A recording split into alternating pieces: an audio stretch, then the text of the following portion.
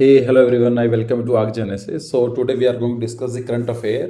This is the site number 9 from 11th of November to 20th of November. I know 10 दिन पीछे चल रहे हैं हम लोग, लेकिन उसको जल्दी ही कवर अप कर लेंगे। देख लेते हैं कौन कौन से टॉपिक हैं जो हमें देखने हैं। एक तो यूएसए ने ISA इंटरनेशनल सोलर अलायंस को ज्वाइन करने के लिए बोला है। ई अमृत पोर्टल के बारे में बात करेंगे कुछ। फिर एक होता है क्लाइमेट चेंज परफॉर्मेंस इंडेक्स, ये काम क्या करता है, कौन इसको लॉन्च करता है और इसका इंडिया की परफॉर्मेंस कितनी रही है। काशी कॉरिडोर के बारे में देखेंगे। दुनिया का सबसे बड़ा लार्जेस्ट सोलर पावर जो पार्क है इंडिया में बनाया जा रहा है, कहाँ पर बनाया जा रहा है उसके बारे में देखेंगे। अरुणाचल ने अपनी एक स्टेट बटरफ्लाई उसको फाइनल किया है और उसका नाम बड़ा प्यारा सा है, उसको भी देखेंगे। फिर एक होती है कि S-400 मिसाइल सिस्टम क्या है। रशिया और इंडिया के जो डिफेंस रिलेशनशिप है वो बहुत ज़्यादा सही रहती है, और S-400 के बारे में भी हम लोग देखें कैसा काम करता है। और लास्ट में देखेंगे अमेजोन डिफॉरेस्टेशन, इसकी भी एक रिपोर्ट आई है। बीच में कुछ छोटे मोटे करंट अफेयर और भी रहेंगे, तो काफ़ी कुछ सीखने को मिलेगा। साथ ही साथ बीच में मैं कुछ क्वेश्चन पूछूंगा आपको, उसके भी आपको जवाब देने हैं इन दी कमेंट सेक्शन। ठीक है, चलो स्टार्ट करते हैं। पहला जो करंट अफेयर है वो है US joints international solar alliance as a member country. तो USA ने बोला है कि हम इंटरनेशनल सोलर अलायंस को ज्वाइन करना चाहते हैं ऐसा मेंबर की तरह। तो पहले तो आप ये सोच लीजिए लोगो कैसा है, और ये बहुत ज़्यादा ज़रूरी है क्योंकि नाटा ऐसे क्वेश्चन पूछ रही है। तो USA बिकेम दी 101, मतलब 101वां मेंबर कंट्री बना है जिसने इंटरनेशनल सोलर अलायंस को ज्वाइन किया है। ठीक है, तो country to accelerate the global adoption of the solar energy. क्या काम क्या होगा इसका इंटरनेशनल सोलर अलायंस का, कि इन फ्यूचर जो हमारी डिपेंडेंस फॉसिल फ्यूल या फिर ट्रेडिशनल फ्यूल्स के ऊपर है उसको खत्म कर कर रिन्यूएबल सोर्स और मोस्टली जो है सोलर के ऊपर शिफ्ट हो जाए। ठीक है, दिस अनाउंसमेंट वाज मेड, ये है UNFCC जो चल रही है COP26 में, कहाँ पर, ग्लासगो में। अभी उसके बारे में बात करेंगे। तो now USA will catalyse global energy transition through solar led approach. ठीक है, तो पहला क्वेश्चन आपके सामने ये है कि where is the headquarter of the ISA। पहला ऑप्शन है गुरुग्राम, या उसको बोल सकते हैं गुड़गांव। दूसरा है London, third is Paris and the fourth is Rome. आपको बताना है कमेंट सेक्शन में सही ऑप्शन का क्या है, पता होना बहुत जरूरी है। नेक्स्ट करंट अफेयर है ई अमृत पोर्टल। क्या है ये? India launch the electric vehicle awareness web portal. मतलब इलेक्ट्रिकल व्हीकल्स को प्रमोट करने के लिए हम क्या कर सकते हैं, उसको दिखाने के लिए हमारी गवर्नमेंट ने ई अमृत पोर्टल लॉन्च किया है। ठीक है, इसका काम क्या होगा। This portal was launched as the on going, जैसे COP26 ग्लासगो बताया था ना, समिट कॉन्फ्रेंस ऑन पार्टीज, तो वहां पर ये लॉन्च किया गया है ना, लॉन्च ऑफ ई अमृत। क्या काम करेगा इसका ई अमृत पोर्टल स्टैंड, इसका मतलब क्या है सुन लीजिए पहले। ये है कि accelerated E mobility revolution for India transportation, कि जो इंडिया के ट्रांसपोर्टेशन के अंदर रेवोल्यूशन लेकर आना है उसी का नाम दिया गया है ई अमृत। ठीक है, this web portal was developed by the NITI Aayog. NITI Aayog की फुल फॉर्म पता होनी चाहिए, national institute of transforming India, Aayog in association with UK government as part of India's UK joint road map 2030। The E Amrit portal was launch with the aim, इसका objective क्या है, of creating awareness regarding electric mobility in India. ठीक है, तो it has been developed as a one stop site containing all the information regarding adoption of the electrical vehicles in India। मतलब क्या है कि हम जो हमारा जो कंट्री है दैट इज इंडिया, वहाँ पर हम इलेक्ट्रिकल व्हीकल्स को कैसे प्रमोट कर सकते हैं, उनकी पॉलिसी क्या होनी चाहिए, या उसको हम खरीदने के लिए कैसे जा सकते हैं, क्या क्या प्रॉब्लम्स रहती हैं वे उसके अंदर, क्या क्या चैलेंजेस हैं, और सारा का सारा आपको ये जगह पर मिल जाएगा। ठीक है, फिर आता है क्लाइमेट चेंज परफॉर्मेंस इंडेक्स। क्या काम करता है ये, तो पहले तो देख लेते हैं इसे कौन लॉन्च करता है। तो German watch in collaboration with climate action network CAN, new climate institute publish the climate change performance index. तो ये जर्मन वॉच है, मतलब एक NGO टाइप का है जर्मनी में, और ये कोलोबरेट करता है CAN को, क्लाइमेट एक्शन नेटवर्क के थ्रू। ठीक है, report was release on the sidelines of COP26, क्योंकि जब हम करंट अफेयर की बात कर रहे हैं अराउंड 15-16 के आसपास ही, लाइक तो COP26 चल रही थी ग्लासगो में, तो उसके साथ साथ इसको लॉन्च कर दिया गया। इंडिया की जो रैंक कितनी है, इंडिया ने अपनी जो 10th रैंक है वो ही मेंटेन की है। अब ये 10th रैंक कैसी है, या अच्छी है बेकार है, देख लेते हैं। क्लाइमेट चेंज परफॉर्मेंस के अंदर अगर हम देखा जाए तो वेरी हाई तो नहीं है, लेकिन हाई के अंदर हम लोग आते हैं, मतलब हम लोगों ने अच्छा काम किया है, हमारा रैंक 10th है।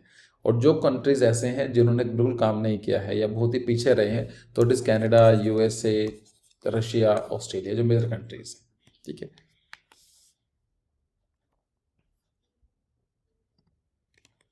फिर आता है what is climate change performance index. क्या है, क्या मतलब ये चीज़, जो इंडेक्स क्या दिखाता है। देखो, CCPI is an independent monitoring tool. ये एक मॉनिटरिंग टूल है, मतलब ये हर कंट्रीज को एनालिसिस करता है, उसको एक रैंक देता है। Playing a leading role in providing information on the implementation phases of Paris agreement. आपको शायद जानकारी होगी कि पेरिस एग्रीमेंट हुआ था 2015 में, और वहाँ पर डिफरेंट कंट्रीज आई थी एक प्लेटफॉर्म पर, अपने कुछ टारगेट दिए थे, उन्हीं को कितना अचीव किया है उसके हिसाब से ये रैंक करता है। It has provided analysis of the climate protection performance of the country since 2005। तो पिछले करीब 15 मतलब 16 साल से काम कर रही है। द इंडेक्स इवोल्यूएट 60 कंट्रीज, तो 60 कंट्रीज और यूरोपियन यूनियन के साथ, तो 60 और एक यूरोपियन यूनियन को काउंट कर सकते हैं, 61 हो गया है। तो बात यह है कि इतनी 193 कंट्रीज़ हैं। Why only 60 countries? क्योंकि जो बाकी कंट्रीज हैं वो छोटी हैं, उन्हें कुछ डोमिनेटिंग रोल है नहीं। तो अगर हम देखा जाए 60 countries plus 1 European union, it's actually means that 90% of global green house gas emissions. और ये 60 कंट्री ऐसे हैं जो दुनिया में 90% जो ग्लोबल एमिशंस रिलीज किए जाते हैं वो उसके लिए रिस्पॉन्सिबल है। तो ये क्या करते हैं, 4 कैटेगरीज होती हैं और 14 इंडिकेटर्स होते हैं। कैटेगरीज एक बार देख लीजिए क्या होते हैं। जैसे ग्रीन हाउस गैस इमिशंस, कि कौन सी कंट्री कितना ग्रीन हाउस गैस इमिट करती है। फिर होता है रिन्यूएबल एनर्जी, कौन सी कंट्री कितने percent renewable source of energy से एनर्जी जनरेट करती है।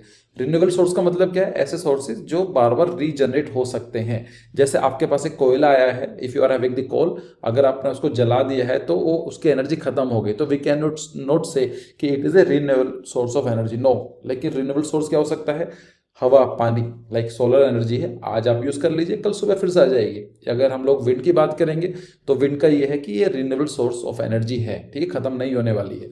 थर्ड है एनर्जी यूज़, हम एनर्जी किस तरह से यूज़ कर रहे हैं। And the fourth is the climate policy, किसी भी सरकार की क्या रणनीति है पॉलिसी को बनाने में रिगार्डिंग द क्लाइमेट चेंज। तो ये 4 पैरामीटर्स हैं, कैटेगरीज हैं और 14 इंडिकेटर्स हैं, उनको मिला उला कर एक रैंक दे देती है। आई थिंक आपको क्लियर हो गया होगा, ठीक है। फिर नेक्स्ट आता है कि हमारे प्रधानमंत्री मोदी जी हैं, उन्होंने इनॉग्रेट किया है काशी कॉरिडोर प्रोजेक्ट। तो क्या है, प्रधानमंत्री Narendra Modi ji will be inaugurate, आप तो कर चुके हैं, Kashi Vishwanath temple corridor project on Varanasi, ठीक है। The project will be inaugurated before the schedule UP assembly polls. आप जानते हैं कि 2022 में आई थिंक फरवरी और मार्च में यूपी के इलेक्शंस है, and is significant in terms of culture politics of the state. तो इसलिए भी हो सकता है, पॉलिटिकल इशू है भाई। For this project around 400 families were asked to vacate the area. तो करीब इस एरिया को बनाने के लिए, क्योंकि वहाँ फैमिली रहती हैं, तो 400 फैमिलीज को बोला गया है कि आप इस एरिया को खाली कर दीजिए। Several encroachment surrounding the historical temple were also clear to make the way for the project. और भी एनक्रोचमेंट मतलब छोटे मोटे उनको भी साफ किया गया है, ठीक है। तो दूसरा क्वेश्चन आपके लिए है कि जो वाराणसी है वो कौन सी नदी पर लोकेटेड है। First is Ganga, second is Yamuna, and third is Godavari, and fourth is Sutlej. तो आपको चारों में से सही ऑप्शन देना है। इट इज क्वेश्चन नंबर 2, ठीक है, देते रहा करो कमेंट सेक्शन में। फिर देखते हैं Kashi Vishwanath temple corridor project है क्या। This project connect Kashi Vishwanath temple with the Ghat of Holi Ganga. मतलब जो होली गंगा जवाब आई थिंक मिल गया होगा आपको कि गंगा के किनारे ही बसा हुआ है वाराणसी, या काशी या फिर बनारस, तीनों का नाम सेम ही है। तो काशी, बनारस और या फिर वाराणसी गंगा नदी किनारे बसा हुआ है। तो ये क्या करेगा प्रोजेक्ट, होली गंगा जो गंगा नदी है उसको काशी विश्वनाथ को डायरेक्टली कनेक्ट कर देगा। It comprises of the paved walkway of about 320 meters. तो 320 मीटर लंबा और 20 मीटर चौड़ा एक कॉरिडोर बनाया जाएगा। It also has the facilities of the museum, यहाँ पर म्यूजियम बनाया जाएगा, लाइब्रेरी बनाई जाएगी, वहाँ जाकर पढ़ाई कर सकते हैं। एंड मुमुक्ष भवन मतलब salvation house and facilitation centre for pilgrims. तो जो लोग वहाँ पर घूमने के लिए जाएंगे उनको फैसिलिटी सेंटर की भी सुविधा मिलेगी।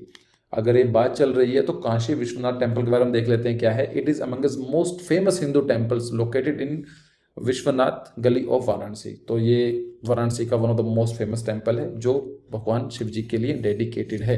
It stand on the western bank of the river Ganga. The temple is one of the 12 Jyotirlingam. तो हिंदू रिलीजन में ये बोला जाता है कि 12 ज्योतिर्लिंग्स हैं, जहाँ पर one of the Jyotirlinga is Kashi Vishwanath temple. ठीक है। Main deity of the temple is known by the name, like उनका नाम क्या है, जो मेन भगवान है यहाँ पर श्री विश्वनाथ, एंड दूसरा नाम को है Vishweshwara, which means lord of the universe. ठीक है, ब्रह्मांड के भगवान। This temple is called as Kashi Vishwanath temple because Varanasi was called as Kashi in the ancient time. Varanasi को पुराने जमाने में एंशियंट टाइम में काशी ही बुलाते थे। आई थिंक क्लियर है। फिर आता है नेक्स्ट करंट अफेयर है कि दुनिया का सबसे बड़ा सोलर पावर जो पार्क है वो कहाँ बनाया जा रहा है? वो बनाया जा रहा है भाडला में। कहाँ पर है? It is in Rajasthan. It is the world largest solar power park. ठीक है, तो ये भाडला है। और ड्राई एंड सैंडी रीजन है। तो ड्राई किस लिए है? क्योंकि ड्राई का फायदा ये होता है कि सनलाइट अच्छी खासी पड़ेगी, वहाँ क्लाउड्स नहीं होंगे, तो ज़्यादा पोटेंशियल है सनलाइट को कैप्चर करने के लिए और उसको एनर्जी में ट्रांसफॉर्म करने के लिए। सैंडी है, सैंडी का मतलब ये भी है कि वहाँ की लैंड ऐसा इतनी महंगी नहीं होगी। रात अगर आप कंपेयर करेंगे पंजाब से तो इतनी बड़ी लैंड ग्रैब करना बहुत बड़ी बात है। लेकिन अब अगर आप राजस्थान की बात करेंगे तो वहाँ की लैंड कितनी वैल्यू नहीं है। क्यों? क्योंकि वहाँ पर एग्रीकल्चर इतना डोमिनेटिंग रोल प्ले नहीं करता है। आप सोच सकते हैं कि 14,000 एकड़ की लैंड को एक्वायर करना, it's a very big thing. The park comprises of 100 million solar panels. तो 10 मिलियन मतलब समझ सकते हैं कितनी बड़ी बात है, पैनल्स लगे होंगे। These solar panels contribute to an operational capacity of 2 to 4 5 megawatt. बहुत बड़ी है। ठीक है, फिर नेक्स्ट करंट अफेयर है कैसरे हिंद। अरुणाचल ने स्टेट बटरफ्लाई को अडॉप्ट किया है। मतलब क्या है? The state cabinet of the Arunachal Pradesh. Arunachal Pradesh की कैपिटल पता है कहाँ पर है? मतलब नाम क्या है? चलो इसको बताओ आप कमेंट सेक्शन में कि कैपिटल क्या है अरुणाचल की। State cabinet of Arunachal Pradesh headed by the chief minister Pema Khandu approved Kaisar e Hind as a state butterfly on November 13। तो उन्होंने बोला है कि हमारे राज्य की जो तितली है या फिर बोलेंगे बटरफ्लाई है, क्या नाम है उसका? कैसरे हिंद को अप्रूव कर दिया गया है। Kaisar e Hind is a large and brightly coloured butterfly. तो काफ़ी बड़ी होती है और ये जो रंग बिरंगी है, मतलब काफ़ी ब्राइट कलर देखा जाता है। It is an elusive swallow tails butterfly which carries India in its name. ठीक है, तो देख कर लग रहा होगा आपको ऑरेंज ग्रीन से ऐसा लगता है। It is found in China. देखा जाए तो चाइना पाई जाती थी and now it has been approved as a state butterfly of the Arunachal Pradesh. ऐसा नहीं है कि वहीं पाई जाती थी, लेकिन मोस्टली वो चाइना में देखने को मिलती थी। Kaisar e Hind is scientifically known as the, मुझे भी नहीं पता क्या लिखा हुआ है, पढ़ लेना इसको। In literal terms it means emperor of India. ठीक है, the butterfly having a wing span of 90 to 120 mm, मतलब 9 सेंटीमीटर to 12 सेंटीमीटर।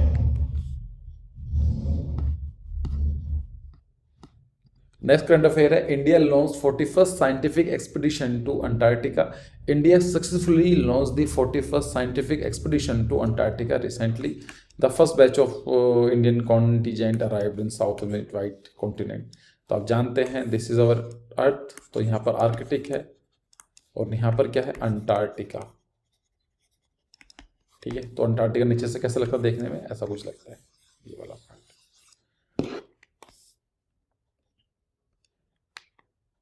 तो यहाँ पर काम करेगा। इंडियन अंटार्कटिक प्रोग्राम से स्टार्टेड 1981। देखा जाए तो हमारे इंडिया ने कब से इस पर वर्कआउट करना स्टार्ट किया है? It is from the 1981। It has completed 40 scientific expedition. तो 40 एक्सपीडिशन ऑलरेडी पहले हो चुके हैं। तो आप समझ सकते हैं काफ़ी बड़ा रोल रहा है इंडिया का भी। The programme help in building 3 permanent research base station in Antarctica. हमारे इंडिया में 3 परमानेंट बेस स्टेशन हैं, जिसके अंदर पहला आता है दक्षिण गंगोत्री। इट इज़ 1983 में बनाया गया था। दूसरा आता है मैत्री 1988 और भारती बनाया गया 2012 में, जिसके अंदर मैत्री और भारती फुली ऑपरेशनल है। दक्षिण गंगोत्री का नहीं पता कहाँ पर चली गई हो, उसका हमें लोकेशन नहीं मिल रही है। फिर आता है कि food security museum inaugurated at Thanjavur Tamil Nadu. तो फूड सिक्योरिटी, फूड का मतलब खाना, सिक्योरिटी का मतलब कि उसकी चिंता नहीं होनी चाहिए, ऐसा कुछ। तो फूड सिक्योरिटी म्यूजियम इनोग्रेट किया गया है तंजौर में। India's first food security museum was inaugurated by the union minister of the consumer affairs, food and public distribution, Piyush Goyal ji हैं, ये रहे भाई साहब, उन्होंने लॉन्च किया है। द म्यूजियम हैज बीन को developed by the food corporation of India, F3I, food corporation of India. ये भी काफ़ी न्यूज़ में था क्योंकि फार्मर प्रोडक्ट्स के नाम पर बहुत कुछ, ये भी इनका नाम भी सामने आ रहा था, ठीक है। और ये है, it was build at cost of 1 crore rupees, और ये एरिया है, इतनी ज़रूरत नहीं है, सिर्फ ये ज़रूरी है कि थंजौर क्या है वहाँ पता होना चाहिए। Tanjore city is the 7th biggest city in Tamil Nadu, Tamil Nadu का 7वां सबसे बड़ा सिटी है। It is an important centre of south Indian art, religion and architecture. अगर हम देखेंगे, most of the UNESCO designated great living Chola temples are located around the city. तो जो है ना ग्रेट लिविंग चोला टेम्पल्स हैं जिनको यूनेस्को के द्वारा डेजिग्नेट किया गया है, वो टेम्पल के और सिटी के आसपास ही हैं। Tanjore is also home for Tanjore painting, और यहाँ पर तंजौर पेंटिंग के भी आपको देखने को मिल जाएंगे, ठीक है। फिर आता है कि एक स्टडी की गई है जिसमें पाया गया है कि antibiotic consumption up 46% in the last 2 decade, कि पिछले 20 सालों में एंटीबायोटिक का कंजप्शन 46% बढ़ गया है। क्या है? The global research on anti microbial resistance. Anti microbial resistance का मतलब क्या है कि आप एक मेडिसिन लेते हैं और उसको रेगुलर लेते हैं तो उस मेडिसिन का जो प्रभाव होना चाहिए वो कम हो जाता है। सेम चीज़ है, एक ऐसी मेडिसिन जो माइक्रोबियल एक्टिविटी को कम करती है, उसको ज़्यादा लोग लेते रहते हैं तो उसकी जो इफेक्टिवनेस है वो कम हो जाती है, उसको बोलते हैं एंटी माइक्रोबल रेसिस्टेंस पैदा हो गई है, ठीक है। Project published as a study in Lancet planetary health, as per the study global antibiotic consumption rates has increase by 46%। क्यों? क्योंकि self medication is one of the most important reason in India. क्या होता है कि हम लोग doctor से जाकर सलाह नहीं लेते हैं, खुद ही मेडिसिन लेते रहते हैं, और कभी कभी ऐसी मेडिसिन भी ले लेते हैं जिसकी ज़रूरत नहीं होती है। उससे क्या हो जाती है, हमारी बॉडी उसके जो मेडिसिन के इफेक्ट से इम्यून हो जाती है, ठीक है। और भी रीज़न है एंटीबायोटिक के लिए, जैसे जो नॉनवेज होता है, चिकन है या मटन, उनको खासकर चिकन जो है उनको भी ये मेडिसिन दी जाती हैं। अब अल्टीमेटली उनको भी तो इंसान ही खाते हैं, तो वो जो मेडिसिन हैं वो बॉडी में चली जाती हैं, तो ह्यूमन बॉडी भी एंटी माइक्रोबल रेसिस्टेंस देखने को मिल जाता है, ठीक है। तो ये देख लेना कि फाइंडिंग ऑफ द स्टडी, ये कुछ ज़रूरी नहीं है लेकिन ये टॉपिक इंटरेस्टिंग था तो मैंने आपसे डिस्कस कर लिया। बाकी आप देखना चाहें तो कितना है DDT का मतलब होता है डिफाइंड डेली डोज, कि ये कितना है 1000 पॉपुलेशन में 5 तक, ठीक है। कहीं कहीं पर आपको 14.3 देखने को मिलेगा, 13.1 देखने को मिलेगा, ऐसा ये रिपोर्ट है, मन करे देख लेना वीडियो पॉज करके, ठीक है। फिर आता है Russia start delivering of S-400 missile system to India. Russia ने S-400 जो मिसाइल सिस्टम था इंडिया को डिलीवर करना स्टार्ट कर दिया है। Russia started the delivery of the S-400 missile system to India in a bid to boost India's air defence capabilities. इससे फ़ायदा क्या होगा, इंडिया की जो एयर डिफेंस है वो कैपेबिलिटी बहुत अच्छी इंप्रूव हो जाएगी। कैसा हो जाएगी? सपोज कीजिए हम दिल्ली में हैं और किसी एक आतंकवादी संगठन ने एक मिसाइल लॉन्च कर दी। अब सिविलियन पॉपुलेशन है, दिल्ली, मुंबई, ये मेजर सिटीज़ हैं, वहाँ पर बहुत बड़ी पॉपुलेशन रहती है, यहाँ पर ये इंस्टॉल कर दिए जाएंगे। इसमें क्या होगा, ऑटोमेटिकली ये जैसे मान लीजिए यहाँ पर दिल्ली में रखा गया है और यहाँ पर एक मिसाइल आती है, तो यहाँ से S-400 से ऑटोमेटिकली ही एक मिसाइल जाएंगी और इसको ख़त्म कर देंगी, तो उसको क्या बोलेंगे, उसको न्यूट्रलाइज कर देंगी। ये काम ऐसा करता है। S-400 is considered as a most advance air defence system world wide. तो दुनिया में सबसे ज़्यादा जो एडवांस एयर डिफेंस सिस्टम है उसको मान्यता प्राप्त है। सब लोग मानते हैं ये वाली चीज़, USA नहीं मानता है। ऑफकोर्स उनका भी अपना एक एयर डिफेंस सिस्टम है जो चाहते हैं इंडिया को बेचना, तो वो बोलते हैं कि नहीं इतना अच्छा नहीं, हमसे ले लो। लेकिन देखा जाए तो S-400 सबसे ज़्यादा अच्छा एयर डिफेंस सिस्टम है। The missile is capable of protecting it's air defence bubble against missiles, rockets, cruise missiles, aircraft. मतलब क्या है कि अगर हवा में कुछ भी आएगा तो उसको न्यूट्रलाइज कर देगी, चाहे मिसाइल हो, चाहे रॉकेट्स हो, चाहे क्रूज मिसाइल्स हो, या चाहे एयरक्राफ्ट्स हो, ठीक है। This system is available with China और अगर देखा जाए तो ये चाइना को भी दिया गया है। एक्चुअली क्या है कि चाइना को S-400 के नाम से S-300 दिया गया है। उसके भी एक जियोपॉलिटिकल है। एक्चुअली क्या है, MTCR है शायद एक ग्रुप का नाम। इसका है कि missile control regime, missile technology control regime, if I am not sure, if I am not wrong, missile control technology regime, MCTR या MTCR ऐसा कुछ है। तो चाइना उसका मेंबर नहीं है। ये ग्रुप है एक, ये ग्रुप क्या बोलता है कि MTCR ग्रुप है शायद, ये ग्रुप ये बोलता है कि एक कंट्री दूसरी कंट्री को 300 किलोमीटर से बड़ी डिफेंस सिस्टम नहीं दे सकता है अनटिल अनलेस जो दोनों कंट्रीज हैं वो इस ग्रुप के मेंबर होने चाहिए। मतलब क्या है, जैसा मानकर चलते हैं रशिया और इंडिया दोनों ही इस ग्रुप के मेंबर हैं, तो ये दोनों कंट्रीज आपस में 300, 400, 500, 600 जितने किलोमीटर की डील करना चाहें कर सकते हैं, कोई प्रॉब्लम नहीं है। लेकिन चाइना इस ग्रुप का मेंबर नहीं है, तो अब रशिया चाइना को 300 से लंबी या 300 से बड़ी जो डिफेंस सिस्टम है उसको नहीं दे सकता है। तो उनको पैसे तो S-400 के ही लिए हैं, लेकिन जो उनको मिसाइल जो मिली हैं ये S-400 के नाम पर S-300 ही मिला है। ठीक है, तो ये कहाँ पर है, line of actual control LAC पर। ऑफ कोर्स हमारी जो मेन प्रॉब्लम कहाँ से है, चाइना से है या फिर पाकिस्तान से है। अच्छा, मैंने ये चीज़ डाल दिया है, देख लेना LOC और LAC में डिफरेंस क्या है, कुछ लोग कंफ्यूज होते हैं। देखो वैसे तो अपना ये पूरा इंडिया ही अपना है यहाँ से, ठीक है, अभी नहीं तो कुछ सालों के बाद हो ही जाएगा, इसमें तो खैर कोई दो राय नहीं है। ये क्या था, ये पूरा इंडिया अपना है, लेकिन क्या था कुछ लोगों की वजह से इन लोगों ने अटैक कर दिया पीछे और ये वाला पूरा का पूरा पार्ट हमसे छीन लिया यहाँ तक। उसके बाद क्या हुआ कि सीज फायर हो गई और जो ये वाला पार्ट जो है ये पाकिस्तान के पास चला गया। पाकिस्तान ने कभी क्लेम नहीं किया है कि ये पार्ट उनका है, ये हमेशा बोलते आए हैं कि आज़ाद कश्मीर है, कि आज़ाद कश्मीर हम आज़ादी चाहते हैं। अब वो पता नहीं कौन सी आज़ादी की बात कर रहे हैं, पर खैर उनका ऐसा ही है, ये कर रहे हैं। काफ़ी जियोपॉलिटिकल इशू रहा है, ऐसा आसान नहीं था। 1947-48 काफ़ी टर्मोइल वाला टाइम पीरियड था। कुछ लोग नेहरू जी को बोलते हैं कि उनकी ये जो स्ट्रेटजी थी वो सही नहीं थी, लेकिन खैर जो भी रहा ये तब से ही पाकिस्तान के पास है। ऑल्दो अभी ये डिस्प्यूट कैटेगरी में आता है यूनाइटेड नेशंस के थ्रू। यूनाइटेड नेशंस के अंदर कोई चीज़ अगर आप चाहते हो कि सोल्व ना हो तो UN में ले जाओ, वो ज़िंदगी भर पड़ी रहती है। लेकिन अभी क्या है, LOC बोलते हैं, लैंड ऑफ कंट्रोल। मतलब देखा जाए तो रियलिटी के अंदर हमारे जो ये वाला पार्ट है, हमारे जो ट्रूप्स हैं यहाँ पर ही है, इधर की तरफ नहीं है। ठीक है, तो ये वाला पार्ट होता है LOC। ठीक है, इसको बोलते हैं हम लोग POK। मतलब क्या है, पाकिस्तान ऑक्यूपाइड कश्मीर, पाकिस्तान ने जो ऑक्यूपाई करा हुआ है कश्मीर को उसका एरिया बोला जाता है।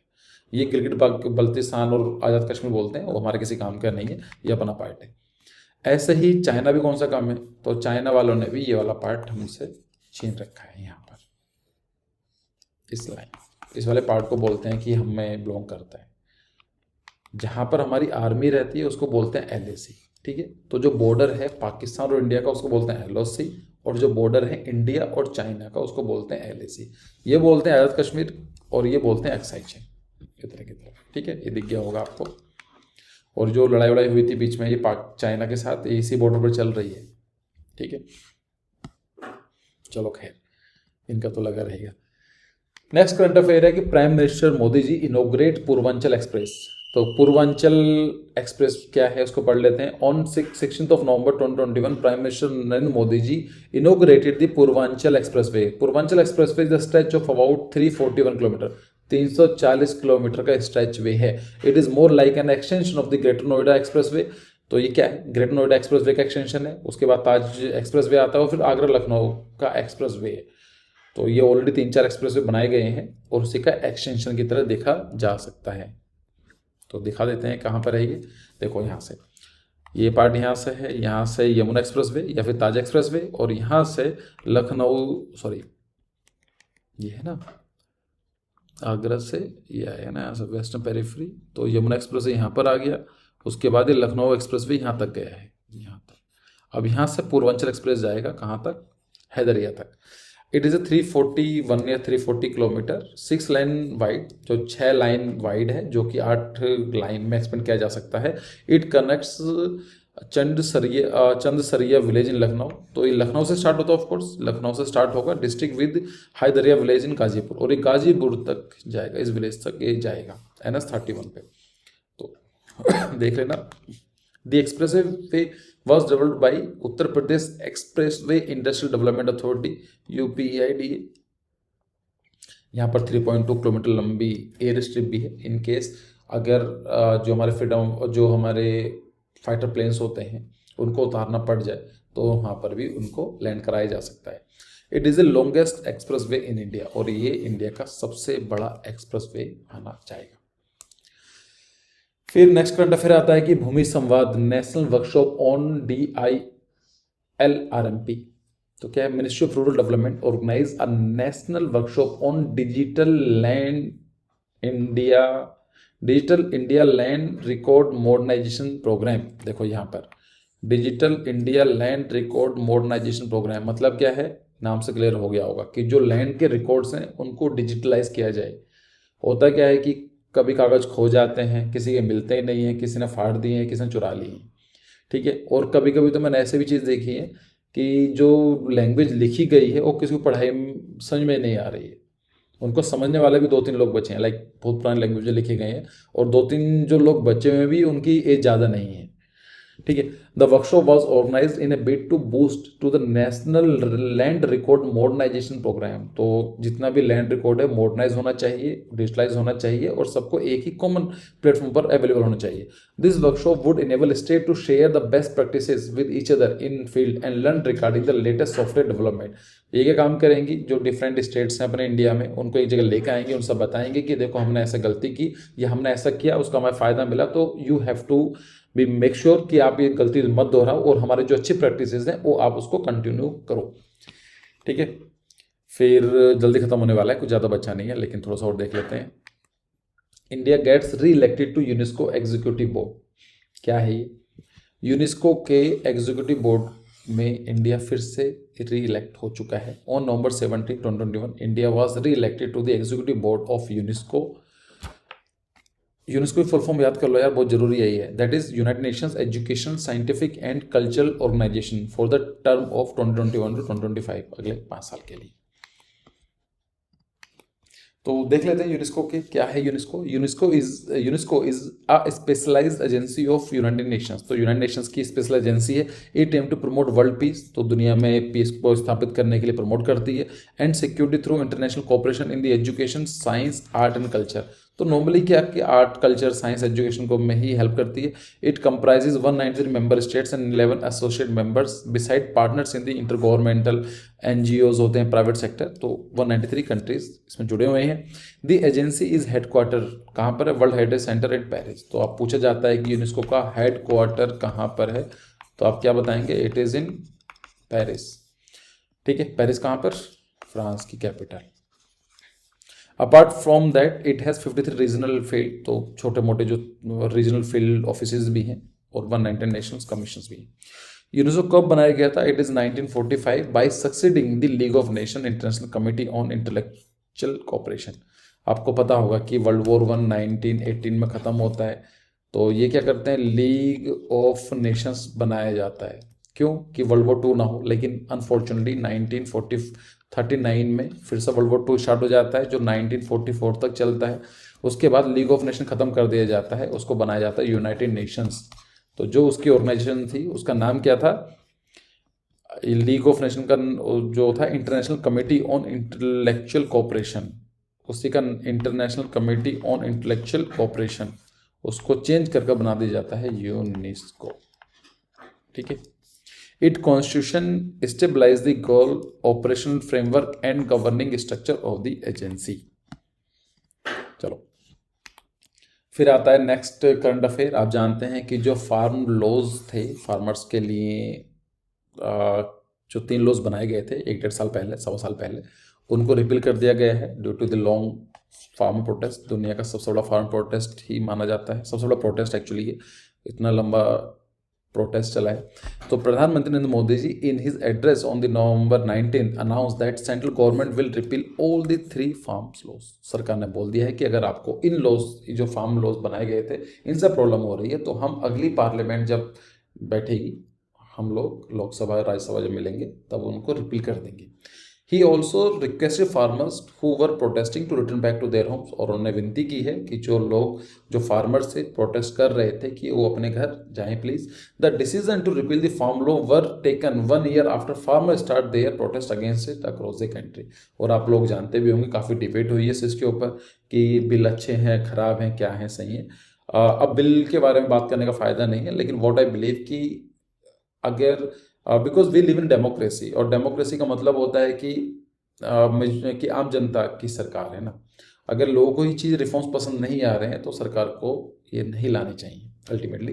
तो सरकार का अच्छा डिसीजन, और कुछ लोग ये बोल रहे हैं just because of the before of the UP elections, तो ये भी रीज़न हो सकता है। लेकिन कुछ भी रहा हो, ये जो फार्म प्रोटेस्ट हैं की वजह से तीनों जो फार्म्स लॉस थे उनको वापस ले लिया गया है।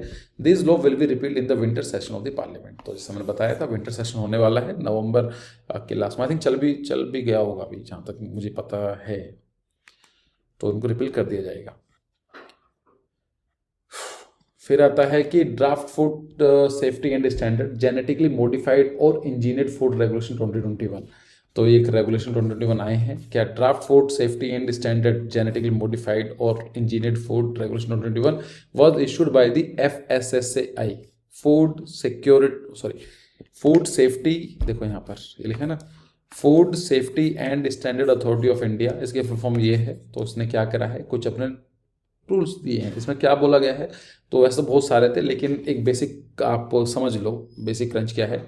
नो पर्सन विल मैन्युफैक्चर, कोई भी इंसान, कोई पर्सन ना तो मैन्युफैक्चर करेगा, ना स्टोर करेगा, ना सेल करेगा, ना डिस्ट्रीब्यूट करेगा, और ना ही इंपोर्ट करेगा एनी फूड और food ingredient direct from the genetically modified organism, कि ऐसा कोई भी सामान ना तो बनाएगा, ना स्टोर करेगा, ना सेल करेगा, ना इंपोर्ट करेगा, ना किसी को देगा जिसके अंदर जेनेटिकली मॉडिफाइड ऑर्गेनिज्म यूज किए गए इन कंट्रीज, है ना, except with the prior approval from the food security. अगर ये करना चाहते हो तो फूड सिक्योरिटी से परमिशन लेनी पड़ेगी, ठीक है। जेनेटिकली मॉडिफाइड का मतलब क्या है, देखो ऐसा समझो कि जीन्स में मॉडिफाइड कर देना, उसी को बोला जाता है जेनेटिकली मॉडिफाइड। जैसे यहाँ पर एक बड़ा प्यारा सा दिया हुआ है, जैसे मान लीजिए एक एप्पल है, इस एप्पल में इन बैक्टीरिया बहुत ज़्यादा लगते हैं, ऐसा मान के चलते हैं, this is a regular fruit.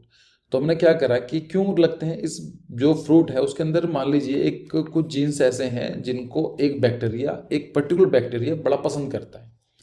फिर हमने क्या करा कि उसमें जिसमें एडिट कर दिया, that is bacterium with insect resistance jeans.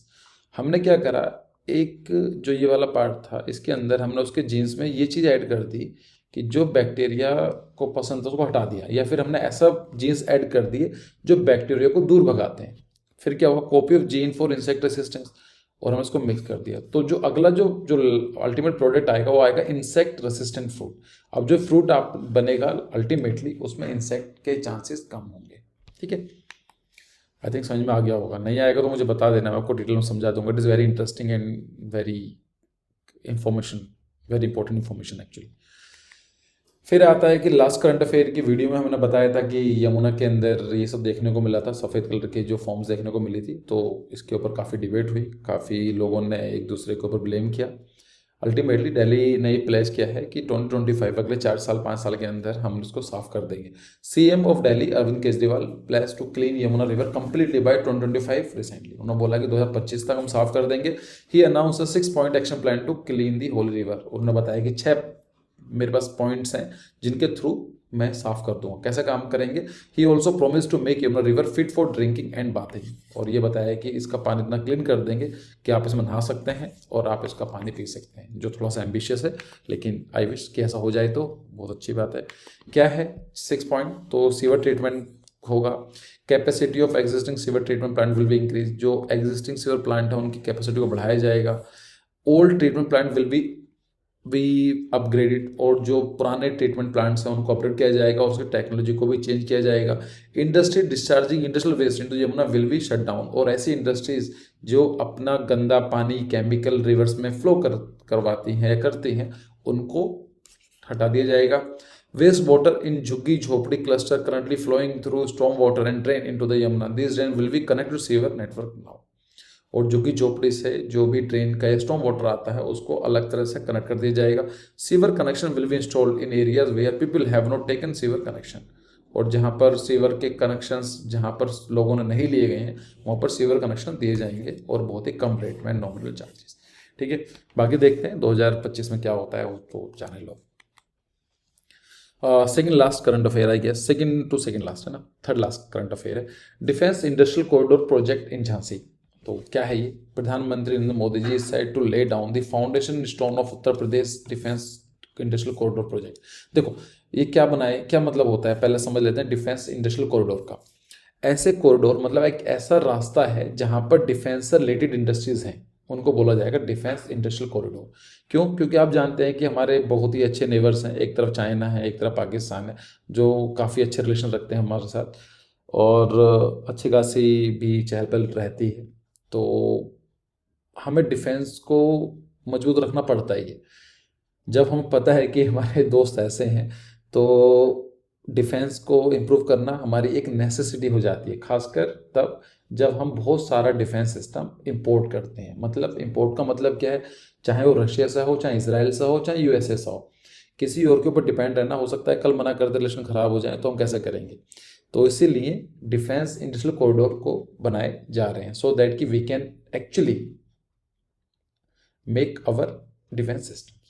ठीक है, तो ये कहाँ का, तो इंडिया में दो बनाए जा रहे हैं, एक तो साउथ इंडिया वाला है, तो उसके अंदर तमिलनाडु कॉरिडोर बोला जाता है, और दूसरा है उत्तर प्रदेश कॉरिडोर। ठीक है, दोनों के मैंने डाल दिए हैं। Central government has decided to set up two defence industrial corridor in India. One of the corridor will be set up in Tamil Nadu, another is in UP. Uttar Pradesh defence industrial corridor में आगरा, झांसी, अलीगढ़, लखनऊ, चित्रकूट एंड कानपुर। तो ये है ना, आगरा, अलीगढ़, लखनऊ, कानपुर, चित्रकूट, झांसी, इन जगह को है। और अगर तमिलनाडु को देखेंगे तो ये सब चेक कर लेना, चेन्नई, कोयम्बतूर सब। नवंबर 20 नवंबर को वर्ल्ड चिल्ड्रन डे सेलिब्रेट किया जाता है। क्यों? चिल्ड्रंस के रोल को अवेयर करने के, the day raise awareness of the children welfare, कि चिल्ड्रंस के वेलफेयर कितनी ज़्यादा जरूरी है, because ultimately this are the future. जैसे आप लोग हो और आज से 20-30 साल के बाद जो नई जनरेशन आएगी वो उसका फ्यूचर होंगे, तो इसलिए चिल्ड्रंस की वेलफेयर बहुत ज़रूरी है, mental, physical as well as spiritual भी बहुत ज़्यादा ज़रूरी है। ठीक है, और लास्ट करंट अफेयर है, तो Amazon deforestation reached 15 years high. तो अमेजोन कहाँ पर है आप जानते हैं, जो आप मूवीज में देखते हैं लश ग्रीन, एवरग्रीन फॉरेस्ट, जो नॉर्मली अमेजोन के ही दिखाते हैं। तो डिफॉरेस्टेशन सबसे हाई पर है पिछले 15 साल। As per the official data publish by the national institute of the space research PRODES monitoring system, the area deforestation in Amazon forest of Brazil has reached to 15 years high. तो ये 22% तक jump हो गया है 2022 से। As per data, Brazilian Amazon lost 13235 square kilometre of the rain forest in between August 22 2021। मतलब देखा जाए तो एक साल में ही 13,000 समथिंग स्क्वायर किलोमीटर का एरिया खत्म हो गया है, और ये 10 फिगर वॉज हाईएस्ट सिंस 2016, और ये 2006 से सबसे ज़्यादा हाईएस्ट है। अब रीज़न क्या हो सकते हैं? अमेजन रेन फॉरेस्ट इज, देख लेते हैं कि अमेजन रेन फॉरेस्ट के बारे में पढ़ लेते हैं। Is a moist broadleaf tropical rain forest located in Amazon biome. तो यहाँ पर देखेंगे दिस इज अमेजन बायोम, पूरा का पूरा ये वाला point. It cover most of the Amazon basin in south America. तो जितना भी साउथ अमेरिका का पार्ट है ना, अगर इसको थोड़ा मैं एक्सटेंड कर दूँ तो आपको समझ में आ जाएगा, ऐसा कुछ बनता है। The basin has an area of the 7 lakh, पढ़ लेना 70 लाख है। आउट ऑफ दिस एरिया इतना इतना जो है covered by the rain forest, this is rain 60%, और 60% जो है वो 60% ब्राज़ील में। आप देखो ना यहाँ पर इसका 60% is in Brazil. Main cause क्या है? The main cause of deforestation in the Amazon are human settlement and development of the land, कि वहाँ पर लोग जा रहे हैं, सेटलमेंट बना रहे हैं, तो ये भी मेन कोज है। और जो डेवलपमेंट हो रही है, रोडवेज, हाईवेज, फैक्ट्रीज, इनका भी रीज़न है। And 70% effort was already destroyed. और देखा जाए तो 2018 में का रिकॉर्ड है कि 17% रेन फॉरेस्ट ऑलरेडी हम खत्म कर चुके हैं। Forest fires are another reason for the deforestation. और फॉरेस्ट फायर का मतलब क्या होता है? जंगल में जो आग लग जाती है। देखो, forest fire actually it's a natural phenomena, तो ये गलत नहीं है, नेचुरल फिनोमिना है। तो क्योंकि इसके ऊपर ही it is a part of the change in the ecology and the environment. लेकिन हो क्या रहा है कि फॉरेस्ट फायर जानबूझ के करी जा रही हैं, कि जंगल को साफ करने के लिए, या फिर कुछ लोग मज़े के लिए कर देते हैं। तो forest fires actually they are not bad as per se, लेकिन उनकी एक लिमिट के बाद होना वो गलत हो जाता है। ठीक है, आई थिंक थोड़ा लंबा हो गया आज का सेशन, तो आपको अच्छा लगा होगा। अगर अच्छा लगा है तो लाइक कमेंट एंड शेयर करें। So see you in the next video, thank you for your time.